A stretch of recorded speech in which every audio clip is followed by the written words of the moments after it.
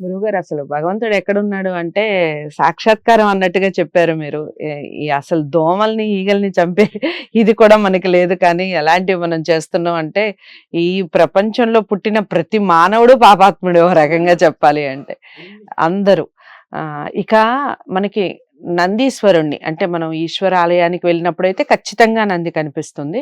ఇంకెక్కడైనా మనకి నంది బొమ్మ కనిపించినా, నందులు కనిపించినా, లేదా మనకి బయట మామూలుగా మనకి ఆవు గోమాత కనిపించిన ఎలాంటి ఆహారాన్ని, సాత్విక ఆహారమా లేదా ఎలాంటి ఆహారాన్ని ఇవ్వాలి?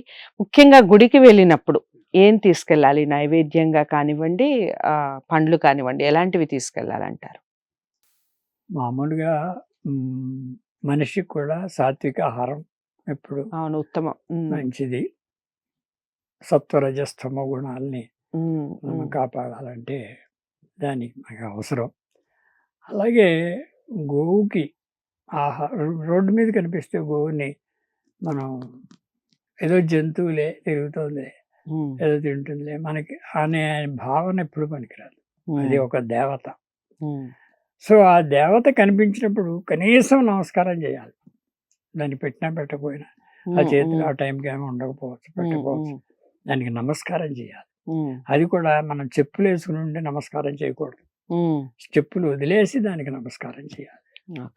ఎంత గుడిలో దేవుడి కంటే ఎక్కువ ప్రత్యక్ష దైవం ఎదురుకుండా మనకు కనిపిస్తుంది. అంచేత దాన్ని పూజించడంలో చాలా గొప్ప ఇది.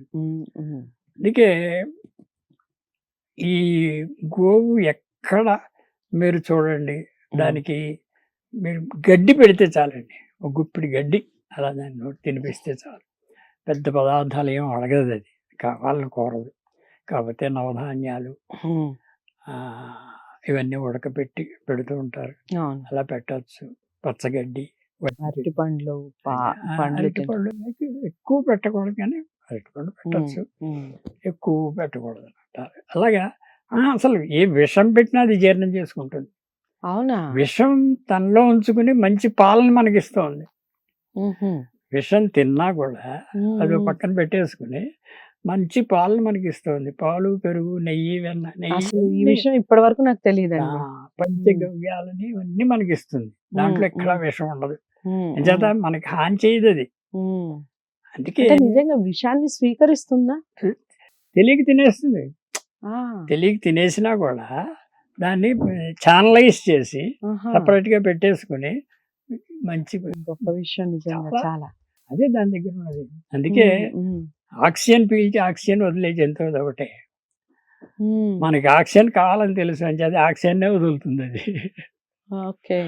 సో మన గురించి ఎంత శ్రద్ధ తీసుకుంటుంది. అవును కదా. అందుకే ఒకానొక సమయంలో శివుడి మీద ఋషులందరూ కోప్పడ్డ ఆయన శపించడానికి రెడీ అయ్యారు.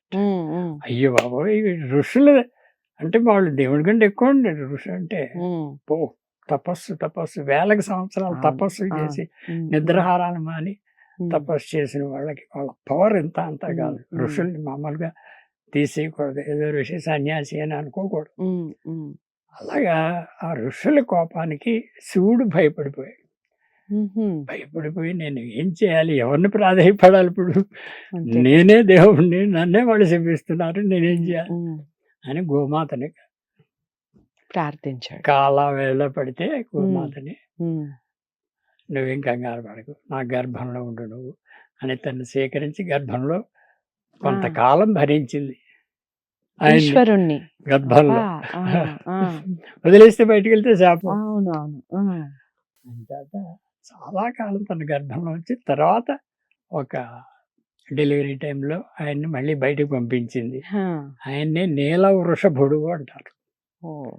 ఆ నీల వృషభుడిని జెండాగా పెట్టుకున్నాడు. అందుకే శివుడు వృషభ జెండా ఉంటుంది ఆయనకి ఎప్పుడు, మన జెండాని పెట్టుకున్నాడు, జెండాగా పెట్టుకున్నాడు, వాహనంగా పెట్టుకున్నాడు. ఇంకా నంది అంటే అపరిమితమైన శివుడు. సో అందరం కూడా సాత్విక ఆహారం తీసుకునే వాళ్ళు మాత్రమే మరి నందిని పూజించాలంటారా? ఎవరైనా పూజించవచ్చు అంటారు?